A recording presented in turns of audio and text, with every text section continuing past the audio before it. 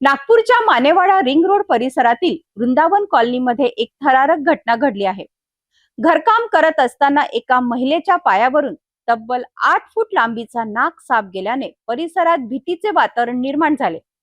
त्यानंतर हा नाग थेट वॉशिंग मशीनच्या मागे जाऊन लपला। नागरिकांच्या सतर्कतेमुळे आणि सर्पमित्रांच्या तत्परतेमुळे या विशाल नागाला सुरक्षितरित्या पकडण्यात यश आले आहे। नागपूर शहरातील मानेवाडा रिंग रोड वरील वृंदावन कॉलनी येथे 4 जुलै 2026 रोजी दुपारी 4:30 वाजताच्या सुमारास एक धक्कादायक घटना घडली। राजेंद्र कांबळी यांच्या घरी त्यांची पत्नी मोक्षलता कांबळे घरातील काम करत होत्या। याच वेळी अचानक त्यांच्या पायावरून एक भला मोठा नाग साप सरकत गेला। सापाची लांबी जवळपास 8 फूट असल्याचे सांगितले जात आहे।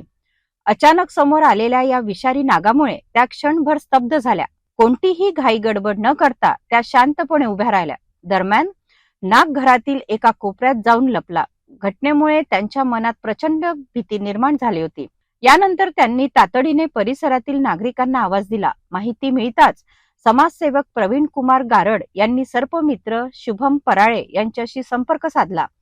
त्यावेळी शुभम पराळे हे नरेंद्रनगर परिसरात दुसऱ्या सर्प बचाव मोहिमेत व्यस्त होते। मात्र परिस्थितीचे गांभीर्य लक्षात घेऊन त्यांनी तातडीने वृंदावन कॉलनीकडे धाव घेतली। घटनास्थळी पोहोचल्यानंतर नागाचा शोध सुरू करण्यात आला। काही वेळाच्या शोधानंतर हा विशाल नाग घरातील वॉशिंग मशीनच्या मागे लपलेला आढळून आला। सर्पमित्र शुभम पराळे यांनी अत्यंत संयमाने आणि कौशल्याने नागाला बाहेर काढले।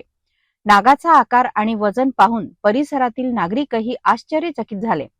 शुभम पराळे यांच्या मते इतक्या मोठ्या आकाराचा नाग यापूर्वी अनेक वर्षापूर्वी पकडण्यात आला होता। हा नाग पूर्ण वाढ झालेला आणि अत्यंत मोठ्या आकाराचा असल्याचे त्यांनी सांगितले।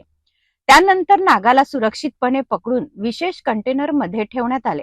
पुढे वन विभागाच्या नियमानुसार सेमिनरी हिल्स येथील ट्रान्झिट ट्रीटमेंट सेंटर मध्ये नेऊन पंचनामा करण्यात आला आणि नाग वन विभागाच्या ताब्यात देण्यात आला। या घटनेमुळे परिसरात काही काळ भीतीचे वातावरण निर्माण झाले होते। मात्र सर्पमित्राच्या वेळेवर केलेल्या कारवाईमुळे मोठा अनर्थ टळल्याची भावना नागरिकांनी व्यक्त केली।